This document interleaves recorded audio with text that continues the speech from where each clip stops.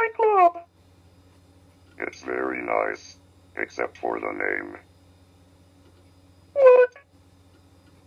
Club Idiot. Don't you think that's a little weird? Oh, you don't understand. It's named after the founder, my great-uncle, Captain James T. Elliot. Your uncle was an idiot. Oh, you've heard of the family? Everybody knows at least one idiot. Wait till you try the food. It's delicious. What do you recommend? You'd love the peaches and cream salad. It's out of this world. Sounds disgusting.